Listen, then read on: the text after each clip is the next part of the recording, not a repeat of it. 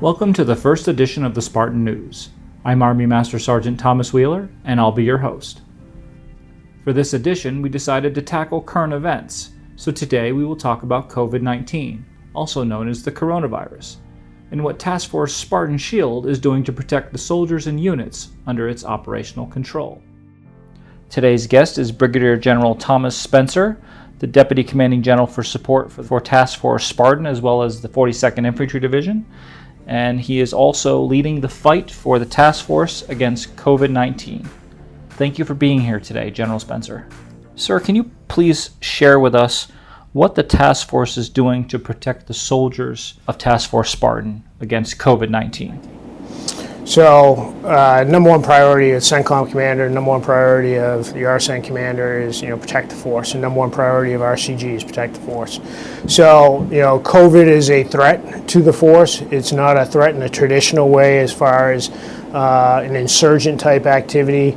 It's a threat to the force through infectious disease. So in order to mitigate that threat, we're being very proactive in our response as far as trying to identify any kind of action or what do I want to say, threat to the force through unique entry as far as the community-wise interactions, or just through the force and what we have within our camp. So we're kind of a unique organization in the fact that being in the military and forward deployed, we are already in a semi-quarantine state.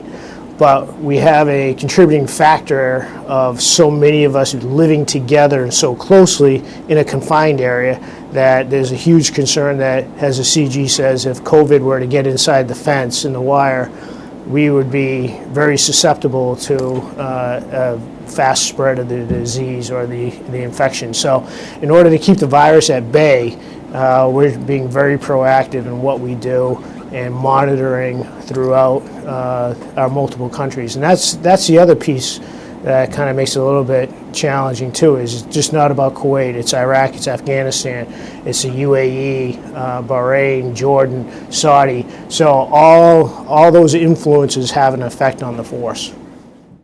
Sir, talk to us about the COEC, or the COVID Emergency Operations Center.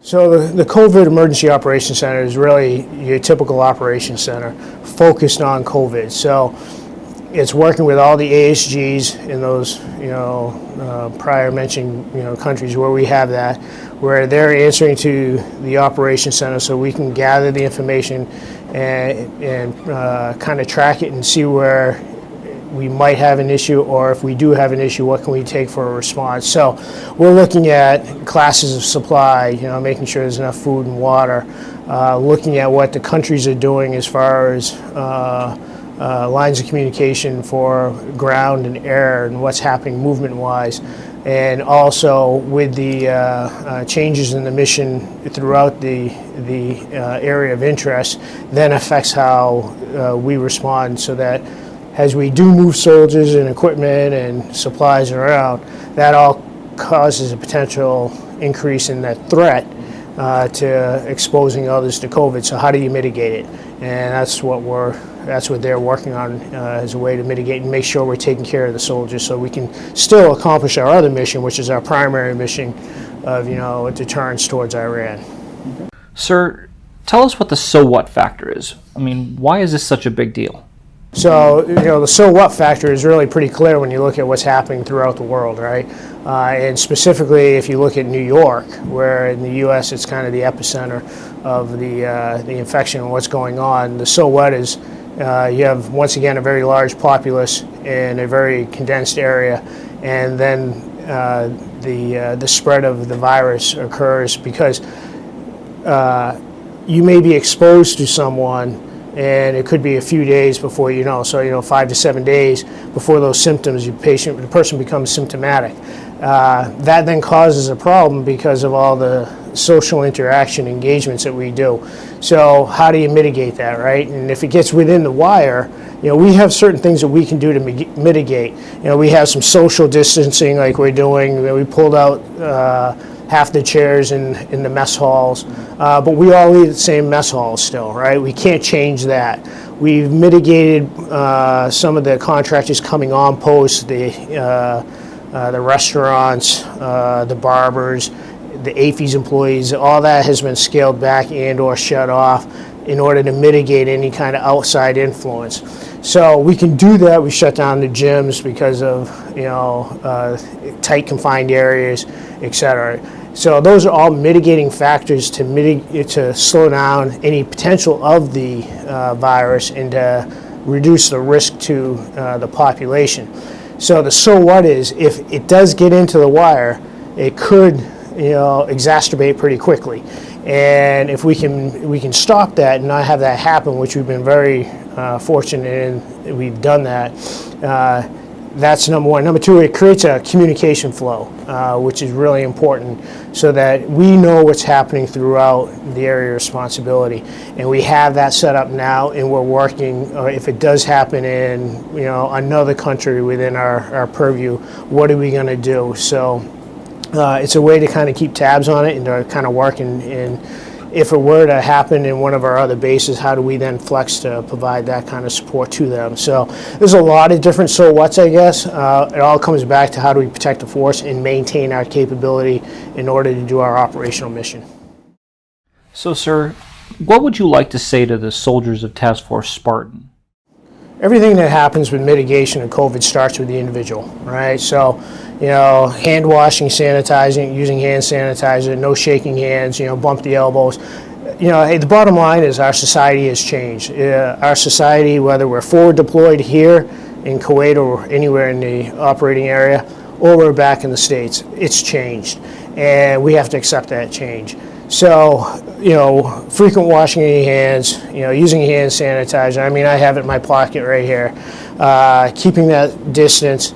But, look around and police up your areas. If you're at a computer terminal and, it's a community terminal, clean off the terminal, clean the mouse, clean the phone, look at your own personal phone and clean your phone. So that's probably one of the greatest risks is, the cell phone. I don't care where you go on any of the installations, soldiers have their phones in their hand.